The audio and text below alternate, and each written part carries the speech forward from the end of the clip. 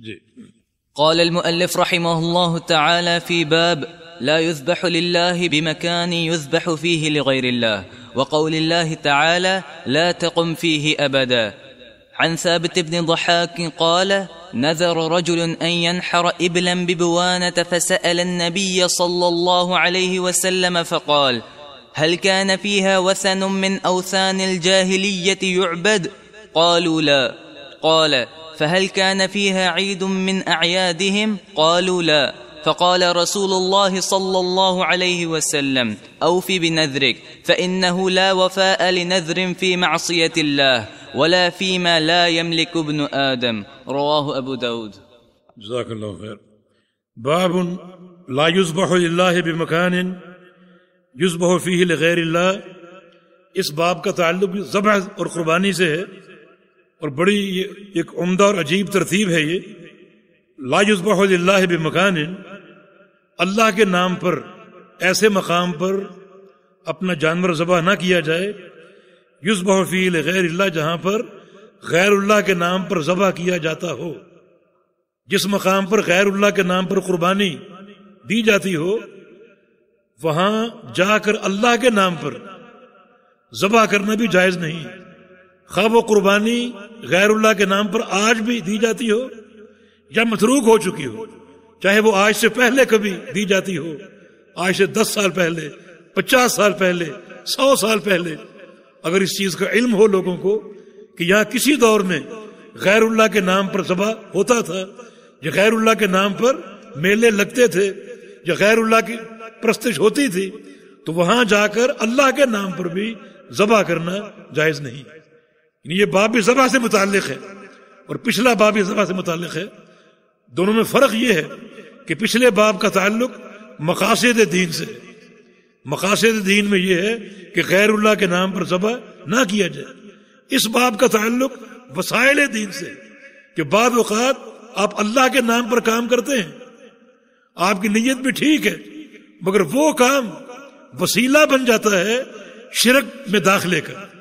شرک میں داخلے کا، خواہ آپ کے لیے بنے یا کسی اور کے لیے بنے.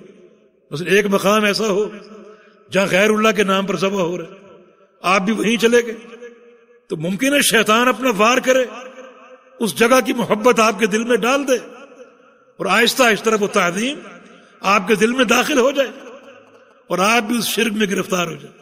یا پھر یہ کہ آپ وہاں جائیں اپنا جانور اللہ کے نام پر ذبح کرنے کے لیے، اور لوگ آپ کو دیکھیں اور لوگ بھولے بھالے یہ سمجھیں کہ آپ بھی وہاں گئے ہیں. اس کا معنی وہاں کا عمل درست ہے، وہاں جو کچھ ہوتا ہے سب جائز ہے، تو لوگ بھی اس مرض میں مبتلا ہو جائیں. تو یہ چیز حقیقی شرک کا وسیلہ بن سکتی ہے. اور یہ دین کی غیرت توحید ہے کہ جہاں پر غیر اللہ کے نام پر ذبح ہوتا ہو، وہاں جا کر اللہ کے نام پر ذبح نہ کرو. اور جو بھی مقام غیر اللہ کا، شرک کا کسی بھی اعتبار سے مرکز ہے، مرجع ہے، جو محور ہے، وہاں جا کر آپ اللہ کے نام کا کوئی کام نہ کریں.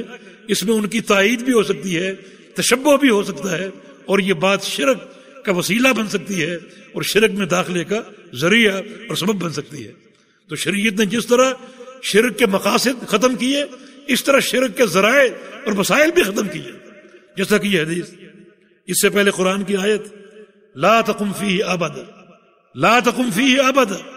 مخاطب کون ہے؟ رسول اللہ صلی اللہ علیہ وسلم. اے محمد صلی اللہ علیہ وسلم، آپ یہاں نماز نہ پڑھیے، بلکہ کھڑے بھی نہ ہوئیے. یہاں آپ نے نماز نہیں پڑھنی، بلکہ جانا بھی نہیں، کھڑا بھی نہیں ہونا. یہ اشارہ مسجد زرار کی طرف ہے جو منافقین نے بنائی تھی قباء میں مسلمانوں کی مسجد کے مقابلے میں. لمسجد اسست علی التقوی من اول یوم حق ان تقوم فیہ، جو مسجد تقوی پر قائم ہے، روز اول سے آپ اس میں کھڑے ہوں، وہاں نماز پڑھیں. یہ مسجد کون سی ہے؟ یہ مسجد قباء ہے یا مسجد نبوی؟ تعیین نہیں، تحدید نہیں، دونوں مراد ہو سکتی. آپ وہاں نماز پڑھیں، مسجد قباء میں پڑھیں، مسجد نبوی میں پڑھیں، لیکن اس مسجد میں آپ نے کھڑے بھی نہیں ہونا چاہے جائے کہ نماز پڑھنا. کہ منافقین نے بنائی تھی اپنی شرارت اور اپنے مقاصد کے لیے، جس کو قرآن نے بیان کیا زرارن و کفرن و تفریقم بین المؤمنین. یہ ان کے مقاصد تھے. مسلمانوں کو تقسیم کرنا مقصود تھا اور مسجد قباء کو نقصان پہنچانا مقصود تھا. تو ان کے ملحدانہ افکار تھے جن کی ترویج کے لیے انہوں نے مسجد بنائی کہ مسجد یہ تو ہے، ہم نے اللہ کا گھر بنایا، اس کو بھی آباد کرو. اللہ تعالیٰ ان کی نیتوں کو جانتا تھا. اللہ تعالیٰ نے روک دیا. گو وہ مسجد ہے مگر وہاں آپ نے کھڑا بھی نہیں ہونا. ان کے غلط مقاصد ہیں جو ایمان کے منافی ہیں، توحید کے منافی ہیں. ایمان اور دین اسلام کی جو جمعیت ہے، جمعیت کے تقاضے ہیں، ان کے منافی ہیں.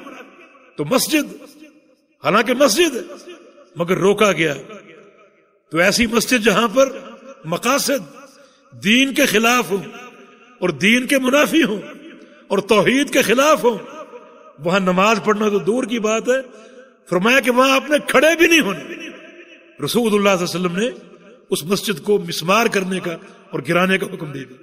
حالانکہ مسجد تھی مگر گرا دیا جائے. اس کے مقاصد ملحدانہ ہیں. یہاں اللہ کا ذکر نہیں ہو سکتا اور یہاں نماز قائم نہیں ہو سکتی. اس کو آپ نے منہدم کرنے کا اور مسمار کرنے کا حکم دے دیا. یہ آیت کریمہ اس بات کی دلیل ہے کہ ایسا مقام جہاں پر جس کو بنایا جائے، جس کو کھڑا کیا جائے اسلامی مقاصد کے خلاف، وہاں قصد کرنا جانا، خواب اللہ کا کام کرنے کے لیے جائیں، نماز کے لیے جائیں یا کسی اور مقصد دینی مقصد کے لیے جائیں، اس سے روکا گیا. کیونکہ اس میں ممکن ہے کہ شیطان اپنا وار کرنے میں کامیاب ہو جائے. یہ بھی ممکن ہے کہ دوسرے دیکھنے والے گمراہ ہو جائیں کہ فلاں گیا ہے تو ہم بھی جائیں. اس طرح سادہ لوگ جو ہیں ان کی گمراہی کا اور ان کے بھٹکنے کا اندیشہ ہو سکتا ہے. خاص طور پہ جو دین کا داعی ہے ایسے مقامات کا رخ نہ کرے. ایسی مجلسیں جہاں شرک کا ذکر ہو اور جہاں اسلام کے مقاصد کے خلاف پروگرام ہو، اگر وہاں آپ کو دعوت دی جاتی ہے مت جائیں. آپ کہیں گے کہ میں کلمہ حق بیان کروں گا، نہیں، آپ وہاں جائیں گے لوگ آپ کو دیکھیں گے. آپ کا جانا ان کے لیے تائید بن جائے گا کہ فلاں گیا ہے، اس کا معنی وہ ٹھیک ہے، یہ اس کی تائید ہے. تو اس طرح بہت سے سادہ لوگ جو ہیں وہ دھوکہ کھا سکتے ہیں. وہ دھوکہ کھا سکتے ہیں. اگر کسی کی کوئی دکان ہے کتابوں کی، کوئی اسٹال ہے کتابوں کا، وہ اپنے اسٹال پر ایسی کتاب نہ رکھے جس میں شرک کی ترویج ہو، بدعت کی ترویج ہو، اسلام کے خلاف کوئی بات ہو. آپ کہیں کہ بکتی بہت ہے، اس سے پروفٹ بہت ہوتا ہے. نہیں، یہ بات شرعی مقاصد کے خلاف ہے. بہت سے لوگ دیکھیں گے اور دھوکہ کھائیں گے کہ یہ کتاب فلاں اسٹال پہ بک رہی تھی، مانا ٹھیک ہے، یہ اس کی تائید ہوگی. تو ایسا کوئی کام نہ کرے عمومی مظاہر میں جو دین کے ان مقاصد کے خلاف ہو. میں نے ایک واقعہ بیان کیا تھا محدث کا، ایوب سختیانی رحمہ اللہ کا. انہوں نے ایک شخص کو غسل دینے سے انکار کر دیا تھا. کہا کہ گو یہ دین کا داعی تھا لیکن رأیتہ کان یمشی مع مبتدع. اس کو میں نے ایک دن دیکھا بازار میں ایک بدعتی انسان کے ساتھ چلا جا رہا تھا. بازار میں دنیا دیکھ رہی تھی. کئی لوگوں نے دھوکہ کھایا ہوگا یہ فلاں شخص فلاں بدعتی انسان کے ساتھ چلا جا رہا ہے تو مانا وہ بھی ٹھیک ہے. اس طرح نرم گوشہ پیدا ہوتا ہے. بہت سے لوگ ایک ہی سٹیج پر دعوت دے رہے ہیں، روافض کو بھی، اشاعرہ کو بھی، ساتھ بیٹھتے ہیں ان کی. دنیا دیکھ رہی، یہ ان کی تائید شمار ہوگی. تو ایسا کوئی کام نہ کیا جائے جس کام میں بظاہر اللہ کا نام آپ لے رہے ہیں اور اس کی توحید کا نام لے رہے ہیں مگر در حقیقت اس میں ملحدانہ مقاصد تائید کا امکان ہو سکتا ہے. اللہ تعالیٰ نے پیغمبر کو روک دیا، گو یہ مسجد ہے مگر آپ یہاں نماز تو دور کی بات ہے کھڑے بھی نہیں ہو سکتے، منع کر دیا. جی آگے حدیث جناب ثابت بن ضحاک، یہ اشعری تھے، ان سے مروی ہے. ابو قلابہ محدث تابعی، انہوں نے ان سے بہت روایت کی ہیں اور بیان کی ہیں اور 64 ہجری میں ان کا انتقال ہوا. یہ فرماتے ہیں کہ نظر رجل ان ينحر ابلا ببوانہ، ایک شخص نے نظر مانی ہوئی تھی. اس شخص کا نام بعض روایتوں میں کردم بن سفیان مذکور ہے. کردم بن سفیان نظر مانی ہوئی تھی دور جاہلیت میں نبی علیہ السلام کی بعثت سے قبل نظر مانی ہوئی تھی کیا کہ اونٹ ذبح کرے گا بوانا مقام پر. بوانا اسفل مکہ کی ایک وادی، اسفل مکہ میں ایک مقام ہے بوانا، یا پہاڑی ٹیلا آپ کہہ لیں یا کوئی وادی کہہ لیں، بستی کہہ لیں، کہ وہاں جا کر اونٹ ذبح کروں گا. ایک نظر مانی ہوئی تھی. اب یہ نظر جاہلیت کی تھی، اب اس نے اسلام قبول کر لیا. اب وہ سوچ رہا ہے کہ جاہلیت کی نظر اسلام قبول کرنے کے بعد پوری کرنا ضروری ہے یا نہیں. بعض روایتوں میں اس کا سبب مذکور ہے کہ در حقیقت اس کو اولاد نہیں ہوتی تھی، تو نظر مان لی کہ اللہ تعالیٰ مجھے اگر اولاد دے گا، بیٹا یا بیٹی دے گا، تو میں اللہ کے نام پر اونٹ ذبح کروں. اولاد مل گئی مگر اونٹ نہیں تھا، نظر پوری کرنے کی طاقت نہیں تھی. اب اسلام قبول کر لیا، اونٹ بھی مل گئے، نظر پوری کرنے کی طاقت ہے. اب کیا کروں؟ اس نظر کو پورا کروں یا نہ کروں؟ نبی علیہ السلام کے پاس آ گیا. فقال حل کا، آپ سے پوچھا کہ یا رسول اللہ صلی اللہ علیہ وسلم، یہ نظر میں نے مانی تھی جاہلیت میں، اب مجھے اونٹ میسر ہے، تو کیا میں بوانا مقام پر جا کر اونٹ ذبح کروں، نظر پوری کروں یا نہ کروں؟ تو رسول اللہ صلی اللہ علیہ وسلم نے پہلے نظر کی طرف کوئی توجہ نہیں دی.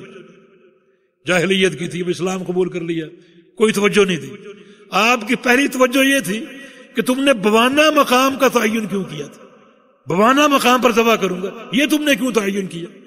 صحابہ سے پوچھا هل كان فيها وثن من اوثان الجاہلیہ يعبد، کہ بتاؤ بوانا مقام پر کبھی کسی دور میں 10 سال پہلے، 50 سال پہلے، 100 سال پہلے کوئی وثن تو نہیں تھا، کوئی بت پرستی، غیر اللہ کی پرستش تو نہیں تھی کسی بھی دور میں؟ قالوا لا، صحابہ نے کہا کہ جی نہیں، بوانا مقام پر کبھی کوئی بت پرستی نہیں ہوئی، ایسی ہم کوئی بات نہیں جانتے. آپ نے پھر پوچھا فہل کان فیہا عید من اعیادہم، یہ بتاؤ کہ بوانا مقام پر کوئی جاہلیت کے دور میں کوئی میلہ لگتا ہو، کسی عرس کا انعقاد ہوتا ہو؟ عید بولتے ہیں وہ میلہ جو ہر سال لگایا جائے. یہ عید عود سے عودہ، عودہ کا معنی لوٹنا، عاد یعود سے، جو ہر سال لوٹے، اس کی تاریخ ہر سال آئے، ہر سال وہ میلہ لگے. فرمایا کہ اگر بت پرستی نہیں ہوئی تو کسی میلے کا انعقاد اور کسی عرس کا انعقاد ہوا ہو، ایسا کبھی ہوا کسی دور میں؟ خواہ آج سے 10 سال پہلے ہو یا 100 سال پہلے ہو. صحابہ نے کہا کہ لا، نہیں، کسی عرس کا انعقاد بھی نہیں ہوا. فقال رسول اللہ صلی اللہ علیہ وسلم، تو رسول اللہ صلی اللہ علیہ وسلم نے فرمایا اوف بنظرک، اب اپنی نظر تم پوری کر سکتے، نظر اپنی پوری کر سکتے ہو اور بوانا مقام پر جا کر اونٹ ذبح کر سکتے ہو. اس سے ایک بات تو یہ ثابت ہوئی کہ اگر ایک انسان نظر مان لے بحالت کفر، تو اسلام قبول کرنے کے بعد بھی وہ نظر پوری کرنا ضروری ہے اور فرض ہے. جیسے اس شخص نے بحالت کفر نظر مانی اور اللہ کے پیغمبر نے اسلام قبول کرنے کے بعد اس نظر کو پورا کرنے کا حکم دیا. دوسری بات جو یہاں ثابت ہو رہی ہے، جو سامنے آ رہی ہے، وہ یہ ہے کہ ایسے مقام پر اللہ کے نام پر قربانی کرنا ناجائز ہے اور جانور ذبح کرنا ناجائز ہے جس مقام پر کبھی شرک ہوا، کبھی شرک ہوا، جس مقام پر کبھی کسی میلے کا انعقاد ہوا، جس مقام پر کبھی کسی عرس کا انعقاد ہوا ہو، وہاں لے جا کر اللہ کے نام پر قربانی دینا ناجائز. وجہ کیا ہے؟ وجہ یہ کہ اس مقام پر شرک ہوا ہے، شیطان اپنا وار کر سکتا ہے اور وہ چیز آپ کے دل میں آ سکتی. شرک سے دور رہنا، مشرکین سے دور رہنا، بدعت سے دور رہنا اور اہل بدعت سے دور رہنا کس لیے؟ اس کی ایک حکمت یہی ہے کہ اگر قرب اختیار کرو گے تو شیطان اپنے جال میں تمہیں پھنسا سکتا ہے اور پھر کسی دوسرے کے لیے بہکاوا ہو سکتا ہے کہ فلاں نے یہ کام کیا، وہاں جانور ذبح کر رہے، ممکن ہے اسی دور کی یاد تازہ ہو رہی ہے، اس کا معنی یہ جائز ہے اور لوگ اسے ملوث ہو جائیں تو اس کی اس حرکت کی بنا پر شرک کو رواج مل سکتا ہے. لہذا جب آپ کو پورا یقین ہو گیا اور آپ نے تسلی کر لی کہ بوانا مقام پر کبھی شرک نہیں ہوا اور بوانا مقام پر کبھی کسی عرس یا میلے کا انعقاد نہیں ہوا، تب آپ نے اجازت دی کہ تم قربانی وہاں جا کر سکتے. اور آگے کیا فرمایا؟ فَإِنَّهُ لَا وَفَاءَ لِنَظْرٍ فی معصیت اللہ، ایسی نظر جس میں اللہ کی نافرمانی ہو اس کو پورا کرنا جائز نہیں۔ مانا اگر یہ وہاں کسی عرس کا انعقاد ہوتا یا غیر اللہ کی پرستش ہوتی، پھر وہاں جا کر نظر پوری کرتے تو یہ اللہ کی نافرمانی ہوتی، یہ گناہ ہوتا، بلکہ گناہ عظیم، کیونکہ شرک ہے اور شرک کی ترویج ہے اس میں، اور مشرکین سے تشبہ ہے اس میں، تو یہ معصیت اللہ کی ہوتی، اور وہ نظر جو معصیت پر مبنی ہو اس کو پورا کرنا جائز نہیں ہے۔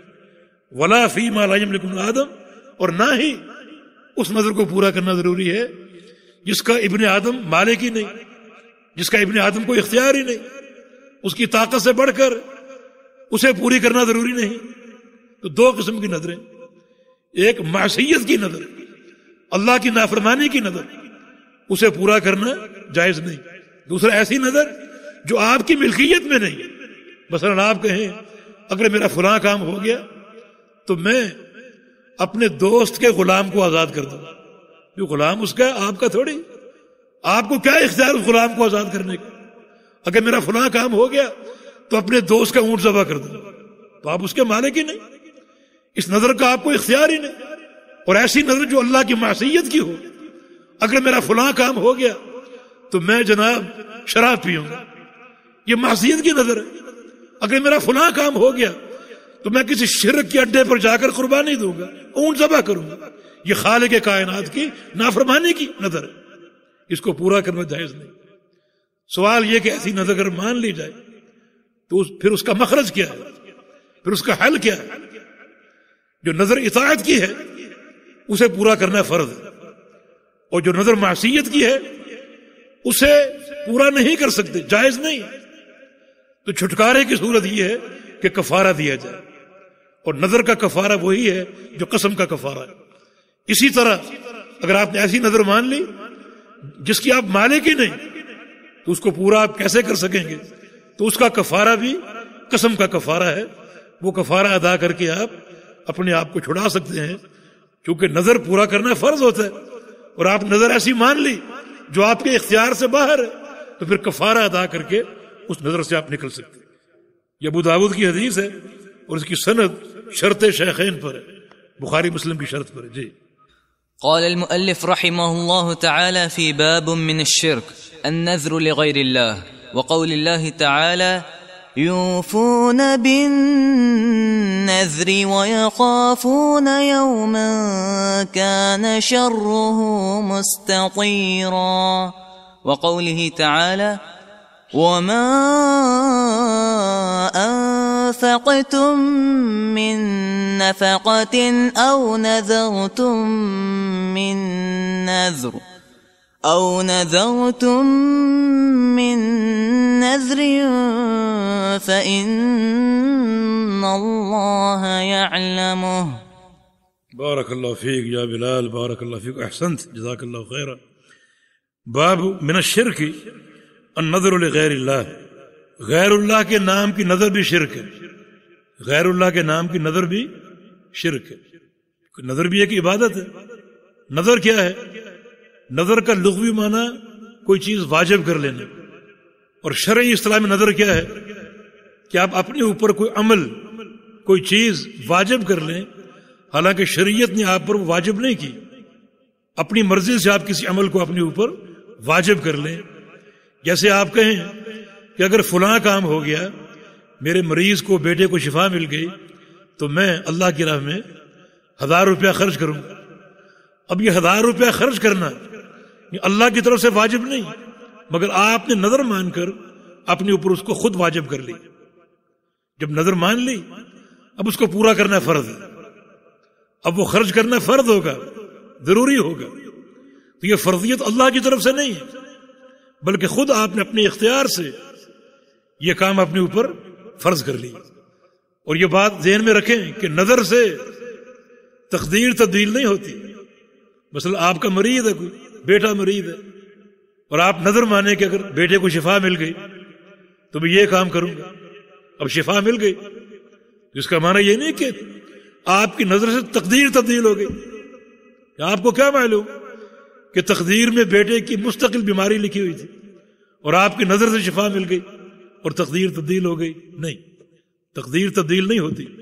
نبی اسلام کا فرمان بھی ہے کہ نظر اللہ کی تقدیر کو تبدیل نہیں کرتی، لیکن نظر سے ایک بخیل آدمی کچھ مال خرچ کر دیتا، 1000 روپے خرچ کروں گا، 2000 خرچ کروں گا، کبھی خرچ نہیں کرتا، اس نظر کی بنا پر وہ خرچ کرنے پر مجبور ہو جاتا ہے.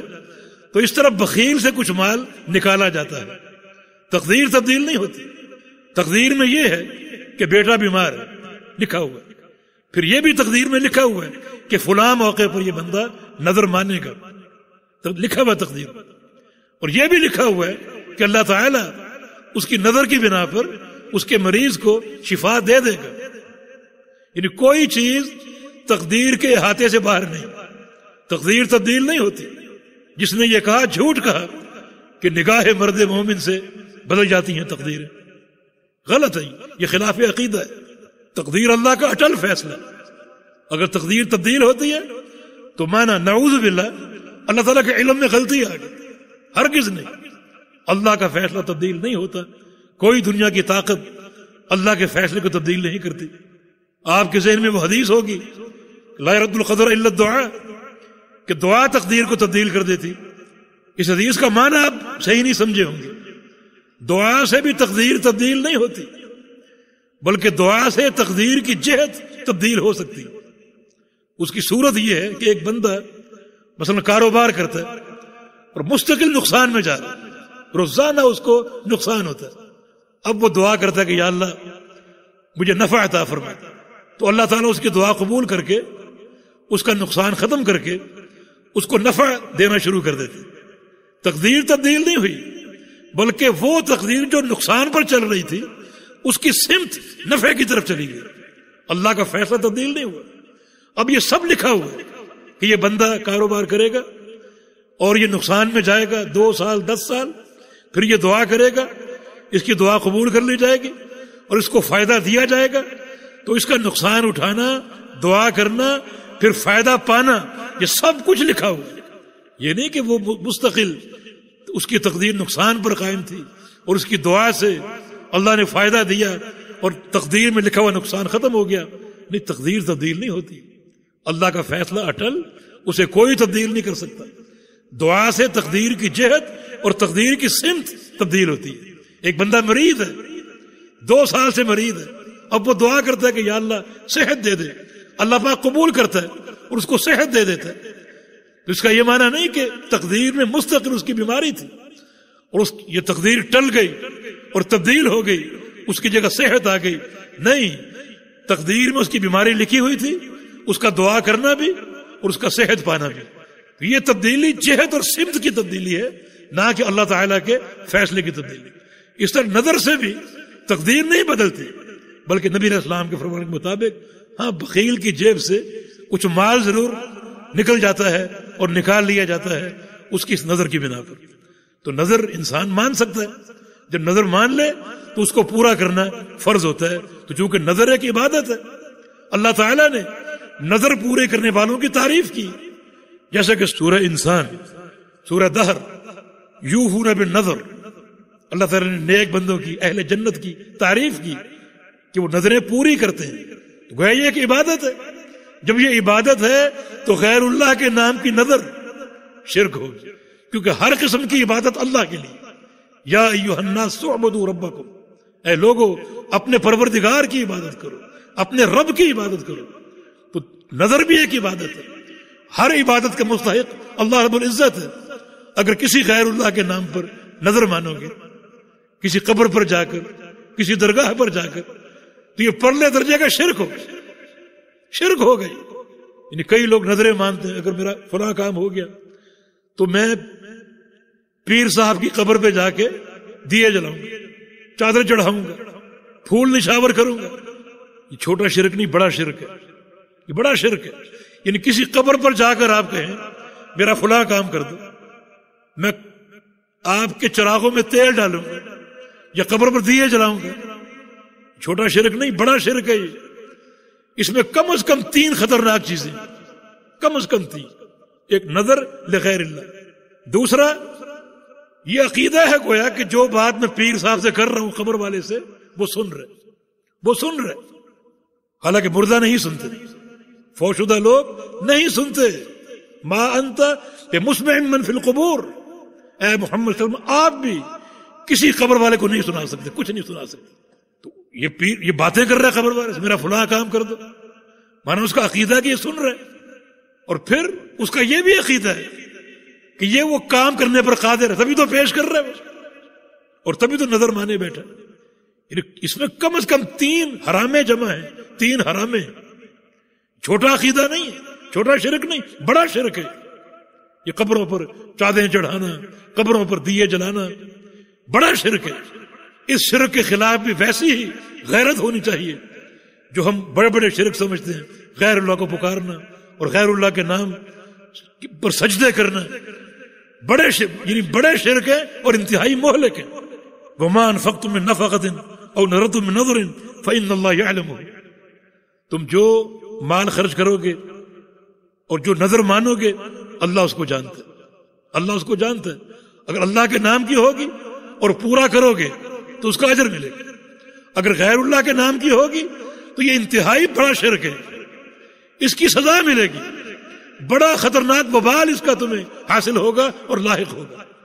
تو چونکہ نظر ایک عبادت ہے اور ہر عبادت اللہ رب العزت کے لیے، لہذا غیر اللہ کے نام کی نظریں ماننا انتہائی بڑا شرک ہوگا، شرک اکبر ہوگا یہ، کیونکہ اس میں کئی گندے عقیدے پنہاں ہیں اور مخفی ہیں. نظر آپ تبھی مانیں گے جب آپ اس کو اس قابل سمجھیں گے کہ وہ میری حاجت پوری کرنے پر قادر ہے، تب آپ اس کی جا کر اس کے نام کی نظر مانیں گے. تو چادریں چڑھانا اور قبروں پر چراغ جلانا، دیے جلانا اور جا کر مجاوروں کو خوش کرنا کہ مجاور اس قبر والے کے قریب ہے، اگر یہ ہماری حاجت نہیں سن رہے، ہم سے ناراض ہیں، تو ان سے تو ناراض نہیں، جا کر ان کو نقدی دیتے ہیں. اور مجاور بھی بے وقوف عوام کو خوب لوٹتے اور نقدی وصول کرتے ہیں کہ آپ کی بات ہم پہنچا دیں. تو انتہائی خطرناک قسم کے شرک ہے. اور شیخ الاسلام نے یہ باب قائم کیا کہ باب من الشرک النظر لغیر اللہ، کہ غیر اللہ کے نام کی نظر بھی شرک ہے، کیونکہ نظر بھی عبادت ہے اور ہر عبادت کا مستحق اللہ رب العزت ہے. تو ہر وہ عبادت جو آپ غیر اللہ کے نام کی انجام دیں گے وہ شرک ہوگا.